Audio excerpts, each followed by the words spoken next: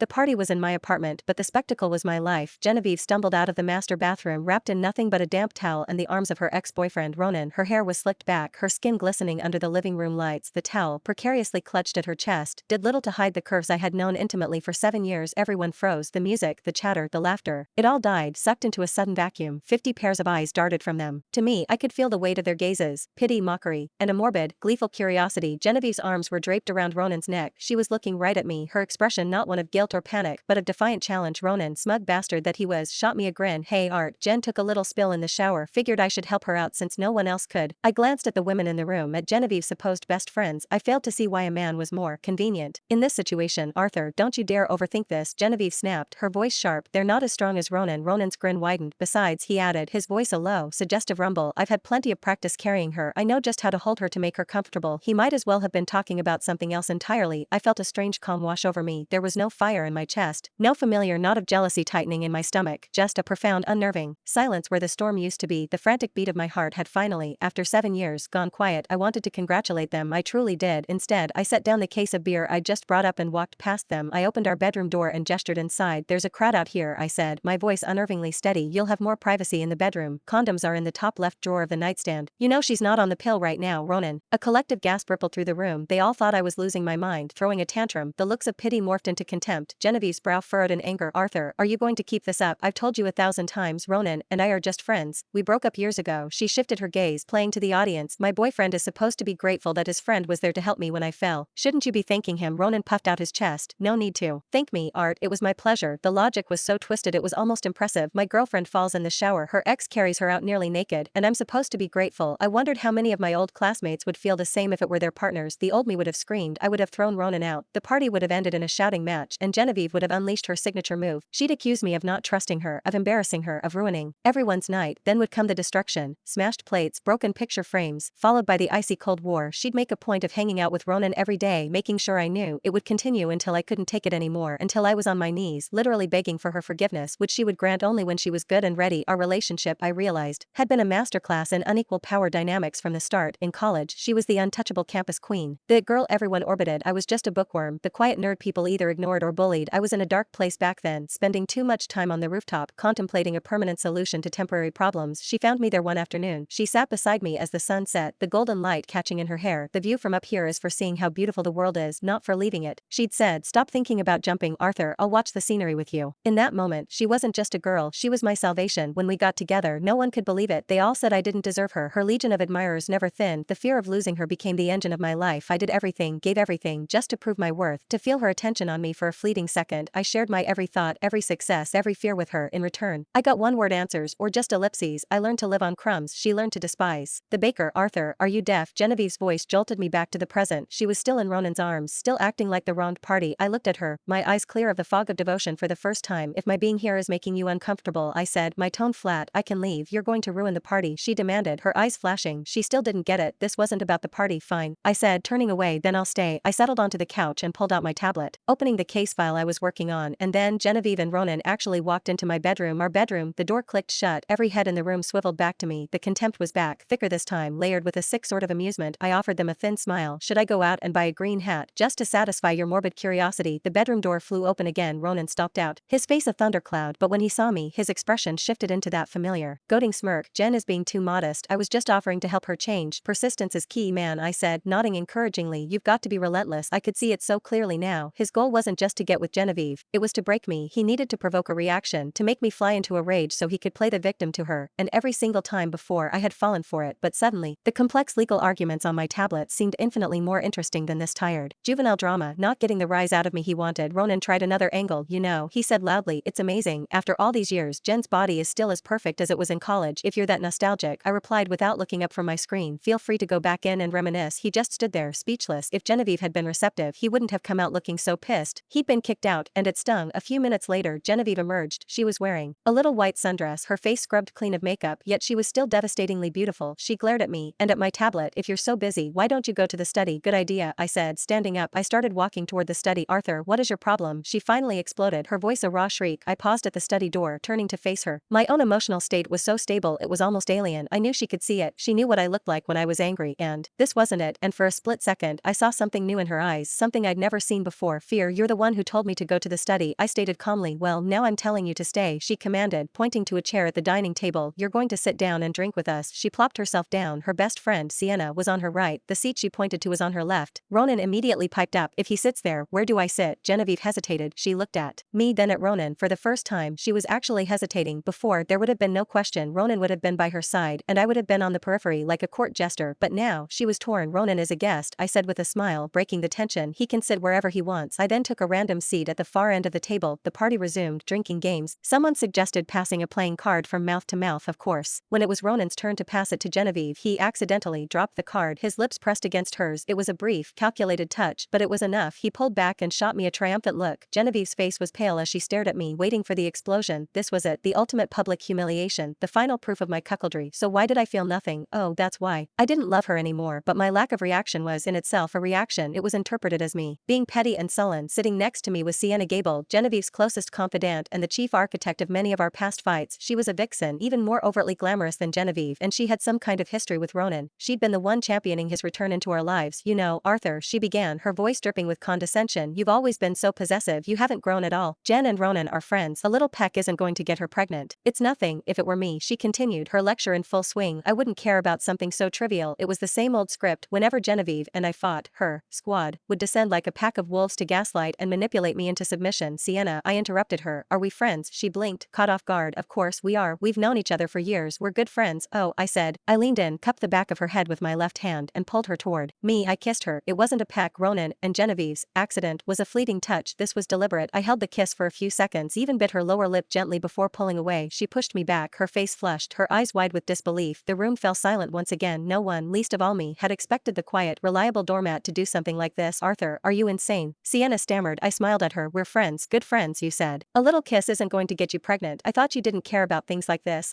She was speechless. Asterisk crack. Asterisk a sharp pain exploded on